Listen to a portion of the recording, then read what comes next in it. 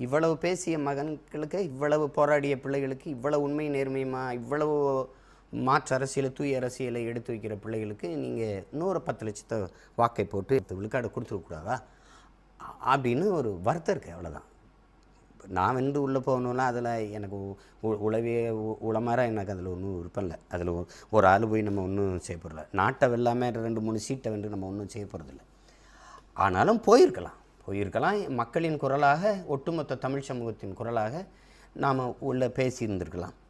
அது வாய்ப்பு வரல. அது அது அது நம்முடைய தோல்வி இல்லை, அது மக்களின் தோல்வி தான். அதுக்கு ஒன்றும் நீங்கள் கவலைப்பட வேண்டியதில்லை. ஆனால் என் பிள்ளைகளுடைய உழைப்பு அசாத்தியமானது.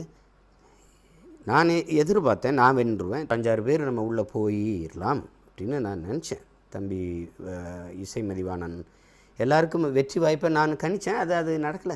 அதனால ஒன்றும் இல்லை. நம்ம போய் இன்றைக்கி இல்லைன்னா நாளைக்கு போகிறோம், அவ்வளோதான். ஆனாலும் உங்கள் உழைப்பு அசாத்தியமானது. என் பிள்ளைகள், என் உடன் பிறந்தார்கள், என் உறவுகள் பெரும்பாடு பற்றீர்கள்ங்கிறதுல நான் ரொம்ப மகிழ்வோடு அதை பகிர்ந்துக்கிறேன். இன்னும் கவலைப்படாதீங்க. இன்னும் 10 ஆண்டுகள் கூட நம்ம போராடுவோம். ஆனால் உறுதியாக வெல்லுவோம். அதில் எந்த மாற்றம் உங்களுக்கு வேண்டியதில்லை. எந்த காலத்திலையும் தமிழ் மீதும், என் தாயின் மீதும், என் தலைவன் பிரபாகரன் மீதும் ஆணையிட்டு சொல்கிறேன், தடம் பெறல மாட்டோம்.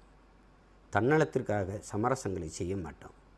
எவருக்காகவும் எதுக்காகவும் பதவிக்காக, பணத்திற்காக போயிட்டு சமரசம் செஞ்சுட்டு செய்ய மாட்டோம்.